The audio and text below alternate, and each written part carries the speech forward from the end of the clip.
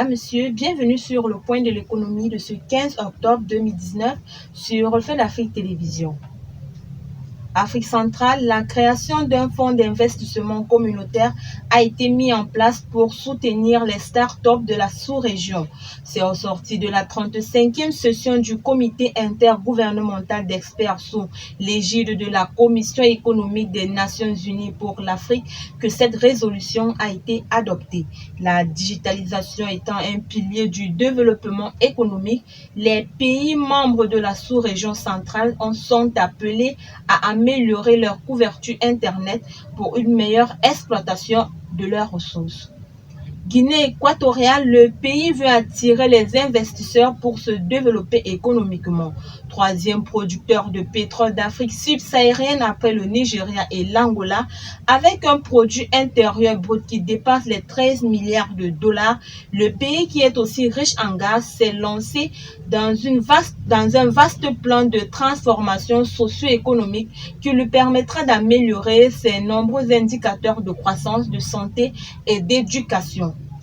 Cameroun, au cours du deuxième trimestre 2019, l'indice global des cours des produits de base exportés par les pays de la CEMAC a progressé de 3,9% contre une baisse de 6,2% au cours du trimestre précédent. Selon la Banque centrale commune au Cameroun, au Gabon, au Congo, à la Guinée équatoriale, à la République centrafricaine et au Tchad, cette augmentation de l'indice des produits est imputable au renchérissement des produits énergétiques 4,5% ainsi que des produits agricoles 3,3% et de pêche 2,4%. En rappel, l'indice composé des cours de produits de base est fondé sur les cours de 28 produits de base exportés par la CEMAC, lesquels représentent 90% des valeurs des exportations de cet espace communautaire.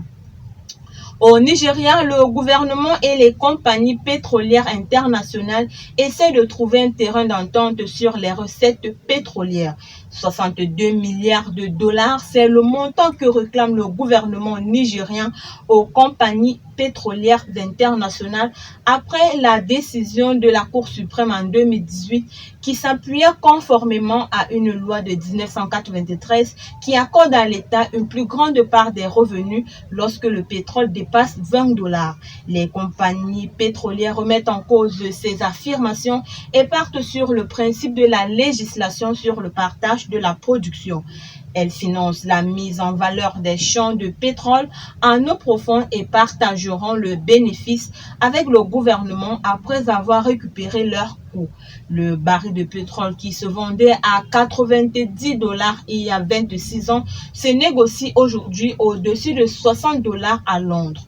Le Nigeria, qui a le produit intérieur brut le plus élevé du continent, dépend pour au moins 2/3 des recettes de l'État et plus de 90% des recettes en devises étrangères.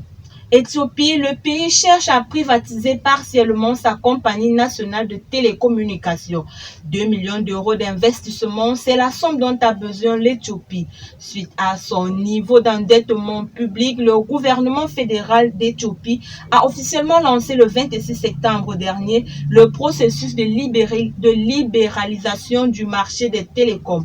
Le gouvernement appelle le secteur privé à la rescousse en ouvrant le capital de la compagnie nationale, même si l'État restera majoritaire, mais aussi en invitant 2 opérateurs à lui faire concurrence. Ethio Telecom et ses 36 milliards de birrs, soit 1,1 milliard de dollars de chiffre d'affaires, avec 66% de profit, est la deuxième plus importante entreprise d'État, hormis Ethiopian Airlines. Algérie, le pays ouvre ses installations pétrolières et gazières aux investisseurs étrangers.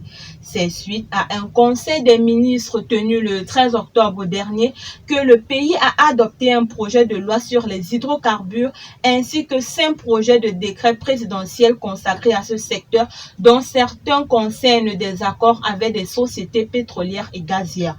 L'Algérie souhaite voir les compagnies étrangères s'associer à Sonatrach dans ses installations pétrolières et gazières et ce au risque de fâcher l'opinion publique. C'est tout pour le point de l'économie de ce 15 octobre 2019. Retrouvons-nous demain pour une nouvelle sortie. Agréable suite de programmes sur Reflet d'Afrique Télévision.